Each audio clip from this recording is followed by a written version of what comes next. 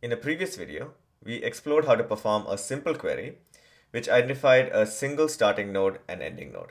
In this video, we will explore a more complex query that specifies multiple labels for your starting and ending conditions and additional restrictions on the types of edges that can be traversed while executing the query.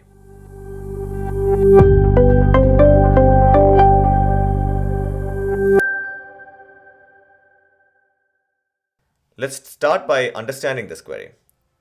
Find anyone who plays chess who's within 2 hops of anyone else who plays tennis or golf.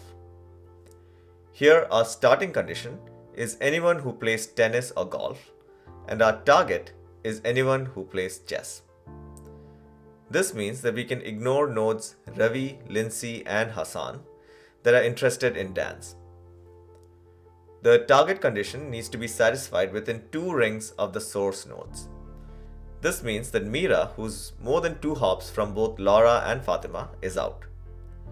This leaves us with Behar, who's 2 hops from Fatima, Bill, who's 1 hop from Fatima, and 2 hops from Laura, and Jha, who is 1 hop from Fatima.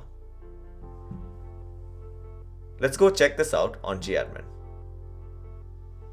Let's go to the Query tab. Now that we are on the Query tab, let's reset the form to start from a clean slate. The input for our query is the social graph which I had created earlier. The starting conditions are any nodes that play tennis or golf. We can specify these 2 values by separating them with a comma and enclosing in curly braces. This translates to identify nodes with label tennis or golf. Alternatively, we could also have specified these separately by adding multiple instances of the query node label.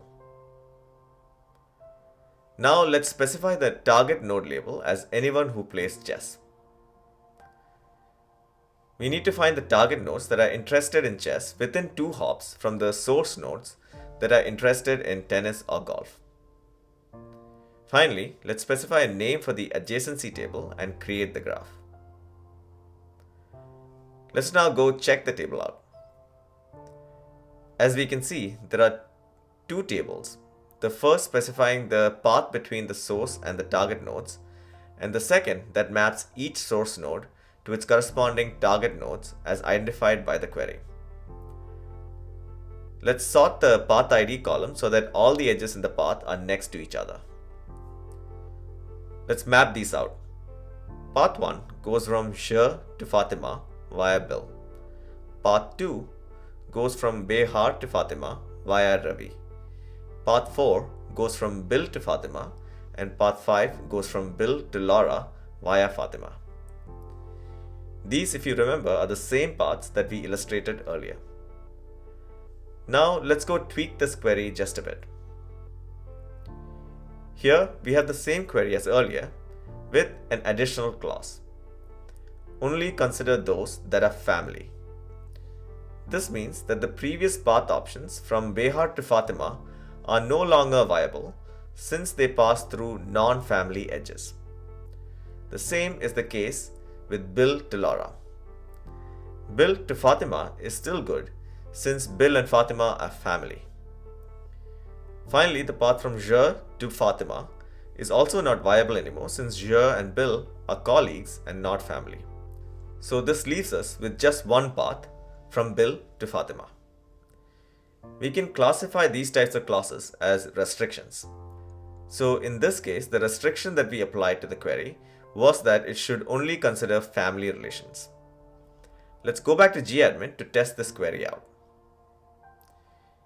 Here I'm on the Query tab on GAdmin with inputs for the previous query. Since the only change we need to make is the additional restriction clause, let's go ahead and pick an identifier for the restriction. The list of combinations available for restrictions are the exact same as those used when creating a graph. For our query, we would like to restrict all edges that are not family. So let's map the relations label from the edges table to the identifier. Next, let's use an if expression to mark all those edges that are family as 1 and those that aren't as 0. Remember that these are being mapped to the on-off compared identifier that is part of the specification for a restriction. Finally, let's change the name of the adjacency table and run the query. Okay, that worked. So let's go check out the tables to see if the results are as expected.